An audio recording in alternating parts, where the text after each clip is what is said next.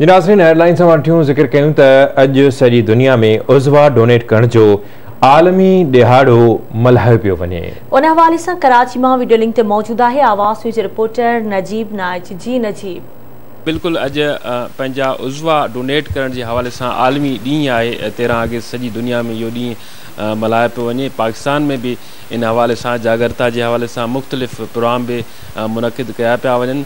अॼोके ॾींहं की अहमियत के हवाले से असां हिते SIUT में मौजूद आहियूं। हिते जेके सीनियर प्रोफेसर आहिनि उन्हनि सां ॻाल्हि ॿोल कंदासीं। हींअर असां डॉक्टर मुरली जेके हिते सीनियर प्रोफेसर आहिनि उन्हनि सां ॻाल्हि ॿोल कयूं था।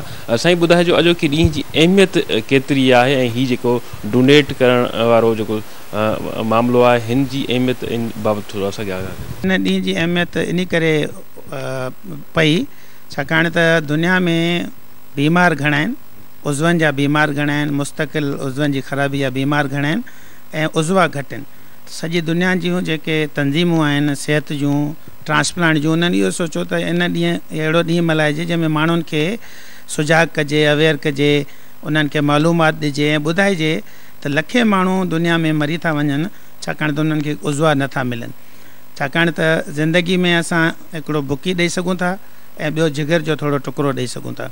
जिगर जे टुकड़े में भी कुछ मसला आहिनि। मसला इहे आहिनि त साइज़ जिगर जी नंढी आहे वॾी आहे, जेको ॾियण वारो आहे उनजी, ऐं ॿियो ॾियण वारे खे भी कुछ मसला थियनि था। तंहिंजे करे पोइ इन ॾींहुं मल्हाइण जी ज़रूरत महसूस थी माण्हुनि खे अवेयर करण जे लाइ त हेतिरा जेके लखे माण्हू मरनि था, पाकिस्तान में 2 लख माण्हू मरी था वञनि उज़वनि न मिलण जे करे, त उन जी वहार कजे ऐं माण्हुनि खे सुजाग कजे, ॿुधाइजे त तव्हांजा दोस्त यार को तव्हांजो माइट भी थी सघे थो। अॼु जेकॾहिं मां पंहिंजा उज़वा ॾियां थो कंहिं ॿिए खे त सुभाणे को मुंहिंजो वेझो माइट भी थी सघे थो, उनखे ज़रूरत भी पइजी सघे थी। त माण्हुनि खे सुजाग कजे त उज़वा पंहिंजा थियो कनि मौत खां पोइ ऐं पोइ माण्हुनि जो जी वहार कनि, माण्हुनि जो भलो कनि। हिकिड़ो ई माण्हू 8 माण्हुनि खे ज़िंदगी ॾेई सघे थो। पंहिंजो जिगर, 2 गुर्दा, दिलि, अखियुनि जा परदा, लबो, फिफड़, 2 फिफड़, इहे ॾेई 8 माण्हुनि खे 75 ॿियनि खे फ़ाइदो ॾेई सघे थो। छाकाणि त असांजी हर शइ क़ीमती आहे, इंसान जी हर शइ क़ीमती आहे, ज़िंदगी में भी ऐं ज़िंदगी खां मौत खां पोइ भी। माण्हुनि में सुजाॻी आई आहे। अॻु में असां जॾहिं इहा ॻाल्हि कंदासीं त माण्हू ॿुधंदा न हुया, रादर नाराज़ भी थींदा हुआ त तव्हां छा था चओ यार, ईअं कीअं थींदो। पर हाणे माण्हू ॿुधनि था, पाण फ़ोन कनि था, सवाल कनि था ऐं असां वटि तक़रीबन 10,000 खनि माण्हुनि जा कार्ड भरियल आहिनि, डोनर कार्ड, जिन्हनि इहो चयो आहे, वसियत कई आहे त असां मौत खां पोइ असांजा उज़वा तव्हां ॿियनि खे लॻायो। त इहा ॻाल्हि सम्झणु खपे त घर जी मौत में उज़वा कोन था वरिता वञनि। जेको माण्हू घर में मरंदो उन जा उज़वा न वरिता वेंदा, उन जा अखियुनि जा परदा वठी सघजनि था, उहे भी 4 कलाकनि जे अंदरि जेकॾहिं असां कढूं ऐं ॿिए खे हणूं त। बाक़ी उज़वा तॾहिं कढिबा जॾहिं माण्हू वेंटिलेटर ते हूंदो, ICU में हूंदो।